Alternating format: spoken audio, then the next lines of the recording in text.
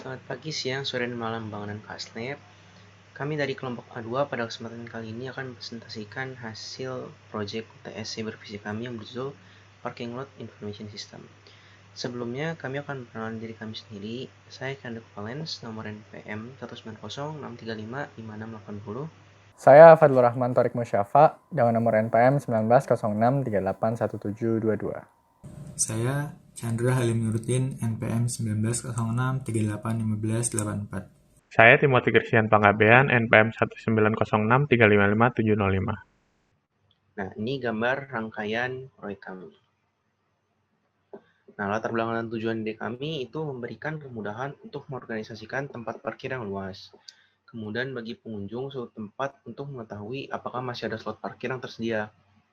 Terus juga mempermudah pengunjung mengetahui slot parkir mana yang tersedia melalui indikator lampu LED. Membuat smart parking lot system yang tidak memerlukan sumber daya manusia, layaknya parking lot biasanya. Saya akan menjelaskan gambaran umum dan penjelasan program. Nah, gambaran umum proyek. Jadi, proyek kita ini parking lot information system.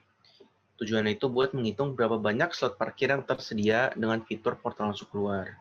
Ada 4 hal penting yang dalam proyek kami, ada sensor infrared, itu buat menentukan apakah slot parkir itu digunakan atau tidak, ada mobil atau tidak. Yang kedua ada indikator LED, menentukan apakah slot parkir itu digunakan atau tidak.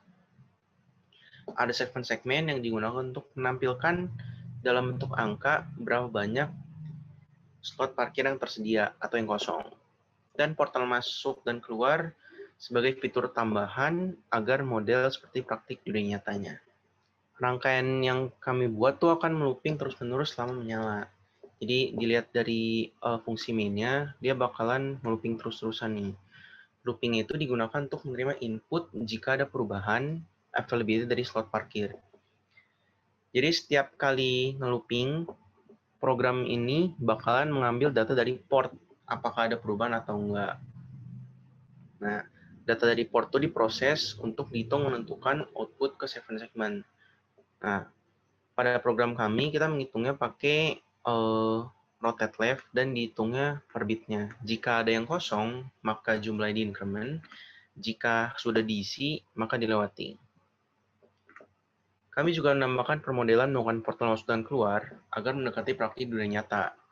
Jadi portalnya terbuka jika ada mobil, tetap terbuka jika mobil belum masuk, dan tertutup jika mobilnya sudah masuk.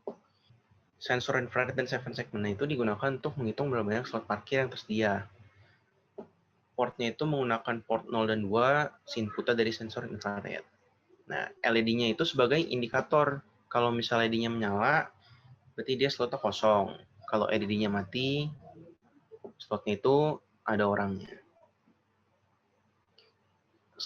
Lampu LED menyala itu sama mati juga dipengaruhi sama pembacaan sensor infrared. Kalau sensor infrarednya low, berarti dia nggak ada mobil. Berarti portnya itu bekerja sebagai ground untuk LED-nya. Nah, namun kalau misal pembacaan sensor infrared tertinggi, berarti tidak ada tegangan yang mengalir di antara dua titik LED, maka LED-nya mati. Oke, sekarang akan saya mulai simulasi rangkaian dari bagian pertama.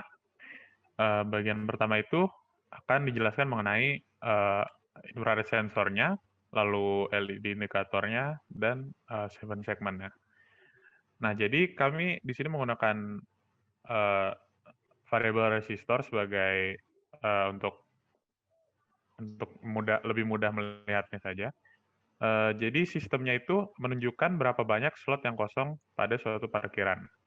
Nah, jadi sekarang ini maksudnya tadi sudah dijelaskan bahwa kalau input dari ini inputnya ya. Kalau inputnya itu bernilai high, dia di LED-nya itu akan mati dan menunjukkan bahwa slot itu non-empty. Jadi ada orangnya dan di atas ini akan ditunjukkan ada berapa yang kosong. Jadi karena di sini semuanya nilainya high, LED-nya semuanya mati, dan dia akan menunjukkan bahwa 0 slot kosong karena semuanya diambil. Nah, jadi untuk merubahnya, caranya kita mengubah dari input sini. Jadi itu dia kita ada 2 mode pembacaan, ada 3. Jadi yang pertama itu high, yang kedua itu semacam undefined. Jadi kalau ada orang yang lewat saja, tidak langsung mengefek ke sistem, dan yang terakhir itu low. Nah, ini ketika kita pindahkan dari high ke low, ini menandakan bahwa ada mobil yang keluar dari slot 0 ini. Nah, ketika ada mobil yang keluar dari slot 0 ini, LED indikator dari slot tersebut akan menyala, menunjukkan bahwa dia sudah kosong, lalu seven segmentnya juga akan diupdate, menunjukkan jumlah slot kosong yang tersedia, sesuai dengan perubahan di sini. Jadi kalau kita ubah lagi di sini misalnya, diubah jadi low, nah, ini masih undefined. Nah, kalau kita ubah di sini jadi low, LED indikator yang sesuai akan berubah dari mati menjadi nyala untuk mengindikasikan bahwa dia kosong. Terus nanti seven segmentnya juga akan mengupdate berdasarkan ini. Jadi sekarang ada 2 yang nilainya 0, 2 LED yang menyala, sehingga ada available slotnya ada 2. Untuk lebih jelasnya, di sini ada truth table-nya. Jadi intinya ketika sinyalnya itu 0, LED-nya akan nyala dan akan menunjukkan nilai seven segment yang sesuai. Jadi di sini kosong semua, berarti dia nyala semua. Karena nyala semua, karena dia mengindikasikan yang nyala itu kosong, jadi yang kosong ada 16, jadi di seven segment display 16. Begitu terus, kalau ada 1 dia jadi 15, 14, 13, dan sampai ke 0. Kurang lebih seperti itu untuk sistem infrared, indikator LED, dan seven segment. Iya, selanjutnya saya akan menjelaskan tentang salah satu aktuator dari sistem ini, yaitu adalah portal masuk. Nah, sudah dilihat di Proteus ini ya teman-teman, kita untuk portal masuk ini kita menggunakan suatu motor DC, ada di enter gate di bagian sini. Dan juga kita untuk menentukan apakah ada mobil yang akan masuk atau tidak ke parking lot system kita menggunakan variable resistor ini untuk menandakan sensor infrarednya. Nah, mungkin langsung saja kita ke simulasinya dan kita buat sebuah studi kasusnya begitu. Seperti yang sudah dikatakan Timothy tadi ya, pada saat sebelumnya kondisi awalnya sistem lahan parkir ini dia memiliki 2 slot parkir yang tersedia. Tampak dari ada 2 LED yang menyala dan juga di sini indikasi seven segmentnya ada 2 slot yang tersedia begitu. Nah, bila kita simulasikan, kita coba ujikan, misalkan ada satu mobil yang ingin masuk begitu ya. Maka dengan begitu bisa kita ubah nilai variabel resistor input di slot parkir ini menjadi 0, yang menandakan bahwa nanti akan ada mobil yang masuk. Dan di bagian variabel resistor enter itu nilainya menjadi 1. Nilainya menjadi high yang menandakan bahwa ada suatu mobil yang menghalangi sensor infrarednya. Nah, bila kita tunggu, ini sistemnya sedang melakukan komputasi. Motor DC ini harusnya dia bergerak untuk membuka. Ya, seperti teman-teman bisa lihat, dia bergerak menuju searah dengan jarum jam begitu ya, yang menandakan bahwa pintu portal masuknya sedang terbuka. Nah, bila kita tunggu, dia juga akan berhenti, yang menandakan bahwa pintu masuknya sudah selesai terbuka begitu.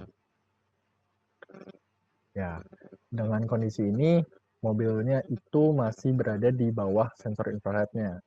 Nah, untuk menutupnya maka mobilnya harus lewat terlebih dahulu, maka variabel resistornya menjadi 0 dan pintunya pun akan tertutup.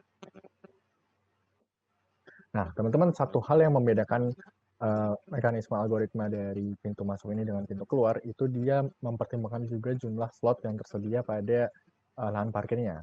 Kalau misalkan kita ubah lahan parkirnya ini menjadi semuanya 1 gitu ya, yang artinya semuanya penuh, tidak ada lahan yang tersedia. Kita ubah menjadi 1, oke. Kemudian kita anggap ada satu mobil lagi yang ingin masuk begitu. Ya. Bila kita tunggu, portal pintu masuk tidak akan terbuka. Motor servo ini, motor DC ini tidak akan terbuka dikarenakan lahan parkirnya sudah penuh dan ini sudah dituliskan dalam kode yang kita gunakan untuk membuat sistem parking information ini gitu. Mungkin itu saja yang bisa dijelaskan terkait portal pintu masuk dari sistem ini. Untuk selanjutnya akan dijelaskan oleh Chandra. Baik, selanjutnya kita coba simulasikan untuk aktuator di pintu keluar. Seperti yang sudah dijelaskan oleh Torik sebelumnya, perbedaannya dari pintu keluar dan pintu masuk itu, kalau di pintu keluar hanya mementingkan input dari variable resistor ini yang menandakan ada mobil yang ingin keluar atau tidak. Di mana nilai 0 artinya tidak ada mobil yang ingin keluar, sedangkan nilai 1 artinya masih ada mobil yang di pintu keluar. Entah dia baru masuk atau belum selesai keluar dari pintu portal keluar. Di sini kita bagi menjadi studi kasus sesuai tertabel di sini. Kalau tidak ada mobil yang ingin keluar, artinya dia akan tetap tertutup. Kalau misalnya sebelumnya tidak ada mobil dan sekarang ada mobil, dia akan terbuka. Kemudian ketika mobilnya belum selesai keluar, itu dia akan tetap terbuka. Kemudian ketika sebelumnya ada mobil dan sekarang tidak ada mobil, artinya portalnya akan tertutup. Nah, ini tidak akan terpengaruh oleh banyak tidaknya ada atau tidaknya slot yang kosong, karena hanya mempedulikan tadi ada mobil yang ingin keluar atau tidak. Nah, kita coba simulasikan misalnya ini sekarang kondisinya adalah slotnya penuh semua, artinya tidak ada tidak ada slot yang kosong, available 0. Kemudian misalnya di slot kedua dia keluar, artinya ini nilainya jadi 0. Kemudian di exit gate-nya itu terdeteksi ada mobil yang ingin keluar, itu mobil dari slot 2. Nah, di sini kita lihat motor berputar ke counterclockwise. Kebalikan dari motor DC di enter gate karena beda arah portalnya. Nah, kemudian dia akan membuka. Nah, sekarang diam karena menunggu mobil selesai keluar. Ketika mobil selesai keluar, artinya di variable resistor 0, kemudian dia akan tertutup dalam detik. Nah, ini tertutup. Tutup portalnya di portal keluar sampai kembali ke kondisi awal. Ya, ini udah tertutup. Oh ini tadi belum dimatiin. Ada yang masuk. Ya, tadi sudah bisa dibuktikan kalau misal tadi ada yang masuk, terus udah nilai 1, dia bisa kebuka portal di pintu masuk. Oke, sekian presentasi dari proyek kelompok A2. Kurang lebihnya mohon maaf dan terima kasih.